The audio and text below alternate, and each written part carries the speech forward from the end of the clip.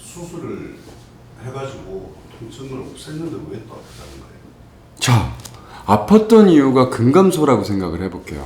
예를 들어서 관절을 지지하는 근육들이 손실이 돼서 나이를 먹으면서 손실이 됐기 때문에 공간이 생겼어. 공간으로 뭐가 들어와? 약해졌으니까 염증이 들어온단 말이에요.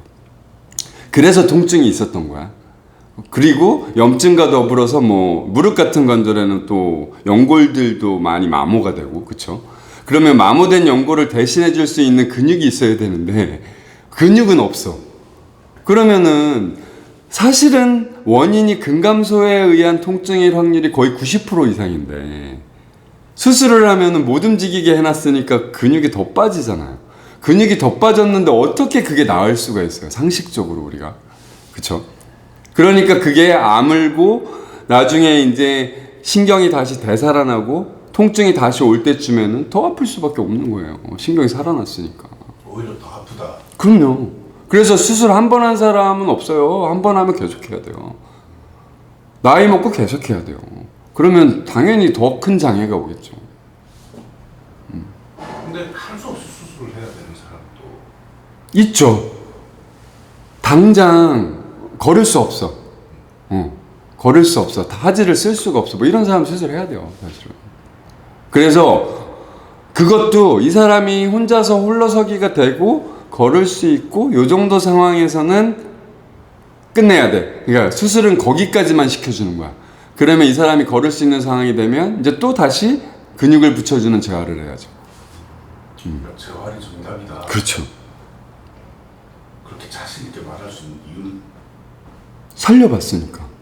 제가 20년 동안 이 짓을 했으니까. 20년 이상을 계속해서 결과물을 받고, 그리고 제가 뭐 의료 지식을 많이 갖고 있고 뭐 수능 점수가 높아서 의사들처럼 막 똑똑하고 이런 거 아니에요. 근데 저는 근본적으로 이 사람들이 왜 아픈지 원인을 판단했어요. 근데 의사 선생님들은 그런 거 잘 판단 안 해요. 그럼 근본적인 원인이 뭐였느냐를 삐집고 들어가다 보면은 다 근감소가 있어요. 그럼 내가 해줄 수 있는 거는 그 주동근이 되는 근육뿐만이 아니라 주변에 있는 근육을 다 살려주기 때문에, 그럼 없어진 걸 다시 채워 넣어주기 때문에 살아날 확률이 굉장히 높아지는 거죠. 그쵸? 완치까지 못 가는 케이스도 있긴 하지만 거의 다 살려줄 수 있어요. 하지만 수술은 그렇지 않죠. 봉합하고 나서, 수술하고 봉합하고 나서 신경 살아나면 당연히 아파요. 근데 뭐 정형외과나 이런 데도 재활 운동, 재활의학 뭐 이런 식으로 해서 많이 하잖아요. 근데 관점이 달라요. 물리치료나 도수치료나 이런 걸 받아보신 분들은 아시겠지만은 근육을 성장시켜주는 상황이 아니에요. 그거는 ROM이라 그래서 그냥 각도를 range of motion, 그쵸? 그 ROM의 약자인데 각도를 만들어주는 거예요. 그 정도 선에서 끝나요. 근데 근감소가 첫 번째 원인이라고 생각했을 때 그거가 좀 부족하죠.